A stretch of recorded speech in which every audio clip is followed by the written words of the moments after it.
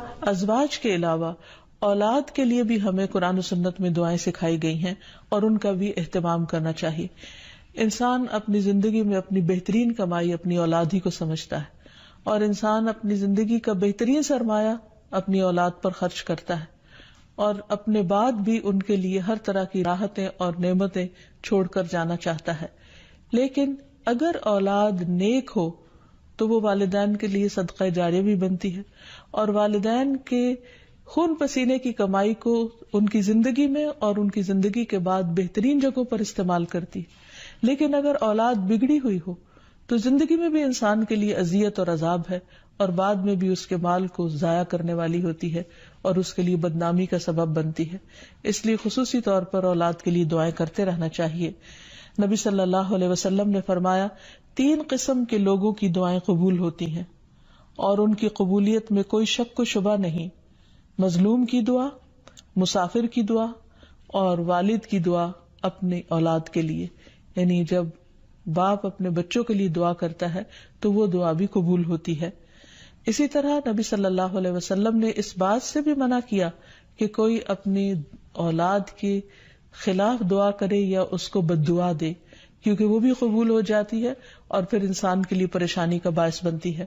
اس سلسلے میں نبی صلی اللہ علیہ وسلم نے فرمایا اپنی اولاد کو بد دعا نہ دو، ایسا نہ ہو کہ وہ اللہ کی طرف سے قبولیت کی گھڑی ہو اور وہ تمہارے لیے قبول کر لے، اور اگر انسان کی ایسی دعا قبول ہو جائے تو پھر انسان کے لیے سخت پریشانی کا باعث ہو سکتی ہے یہ بات. پھر اسی طرح یہ ہے کہ اگر کسی کی اولاد نہ ہو تو اس کے لیے بھی دعا سکھائی گئی ہے، اور وہ دعا ابراہیم علیہ السلام کی دعا ہے جس میں وہ کہتے ہیں رب ہب لی من الصالحین، اے میرے رب مجھے نیک اولاد عطا فرما، صالح لوگوں میں سے عطا فرما. فبشرناہ بغلام حلیم، تو ہم نے اسے ایک بردبار بیٹے کی بشارت دی. یعنی اللہ سبحانہ وتعالیٰ نے ان کی دعا سن لی، اور یہ دعا بہت عرصے کے بعد سنی گئی تھی لیکن بہرحال سن لی گئی. ابراہیم علیہ السلام اللہ کے دوست تھے اور مستجاب الدعوات تھے، ان کی دعائیں قبول ہوتی تھی. لیکن یہاں یہ بات بھی پتہ چلتی ہے کہ دعا کی قبولیت کا مطلب یہ نہیں کہ جس وقت انسان منہ سے کوئی بات نکالے اسی وقت پوری ہو جائے. اس کی پورے ہونے میں بعض اوقات کئی سال گزر سکتے ہیں، جیسے ہم دیکھتے ہیں یوسف علیہ السلام کے واقعے میں، ابراہیم علیہ السلام اور دیگر پیغمبروں کے سلسلے میں. اور پھر ہم اس بارے میں یہ بھی دیکھتے ہیں کہ جس طرح ابراہیم علیہ السلام کی دعائیں قبول ہوئی تو انہوں نے اپنے رب کا اس پر شکر بھی ادا کیا اور فرمایا الحمدللہ الذی وہب لی علی الکبر اسماعیل و اسحاق ان ربی لسمیع الدعاء، کہ اللہ کا شکر ہے جس نے مجھے بڑھاپے میں اسماعیل اور اسحاق جیسی اولاد دی،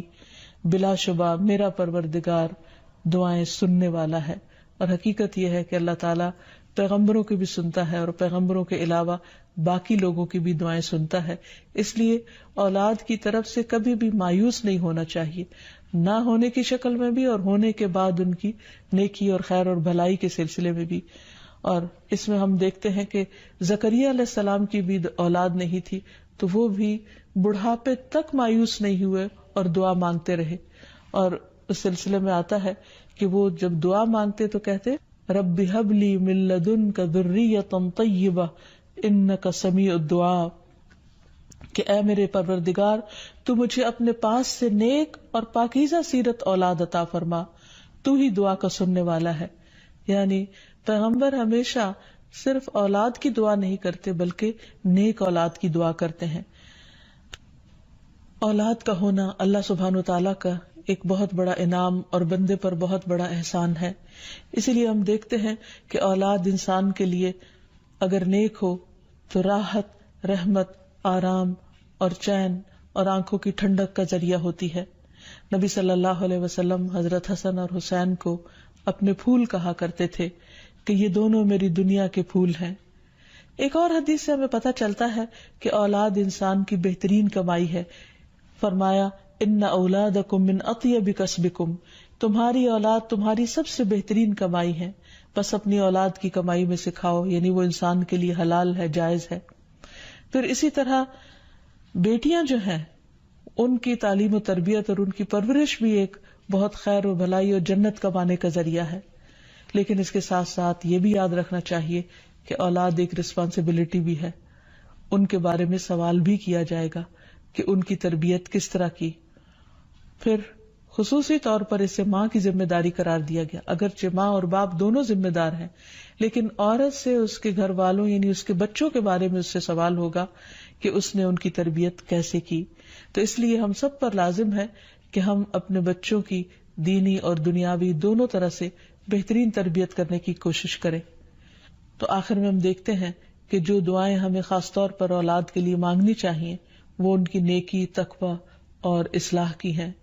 پیدائش سے پہلے بھی اور بعد میں بھی. پیدائش سے پہلے رب ہب لی من الصالحین،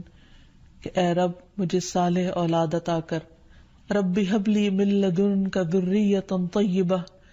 انک سمیع الدعاء، اے میرے پروردگار مجھے اپنی طرف سے نیک اور پاکیزہ اولاد عطا فرما، بے شک تو ہی دعا کا سننے والا ہے.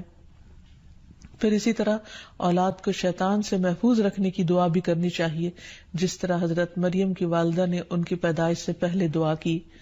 پھر اسی طرح اپنی اولاد کو شیطان مردود سے بچانے کی بھی دعا کرنی چاہیے، جیسے حضرت مریم علیہ السلام کی والدہ نے ان کی پیدائش کے وقت یہ دعا مانگی تھی، وَإِنِّي أُعِيذُهَا بِكَ وَذُرِّيَّتَهَا مِنَ الشَّيْطَانِ الرَّجِيمِ، اور بے شک میں اس کو اور اس کی اولاد کو شیطان مردود سے تیری پناہ میں دیتی ہوں. پھر اسی طرح ایسی اولاد مانگنی چاہیے کہ جو انسان کے لیگیسی کو آگے لے کر چل سکے اور اس کے علمی ورثے کو سنبھالنے والی ہو، جیسے زکریا علیہ السلام نے دعا کی تھی. پھر اسی طرح اولاد کے اللہ تعالیٰ کے راستے میں قبول ہونے کی بھی دعا کرنی چاہیے، جیسے حضرت مریم کی والدہ نے ان کے لیے دعا کی تھی کہ ربی انی نذرت لک ما فی بطنی محررا فتقبل منی، کہ اے میرے رب بے شک میں نے تیرے لیے اس کی نظر مانی ہے جو میرے پیٹ میں ہے کہ میں آزاد چھوڑ دوں گی، سو مجھ سے قبول فرما، بے شک تو سب کچھ سننے سب کچھ جاننے والا ہے.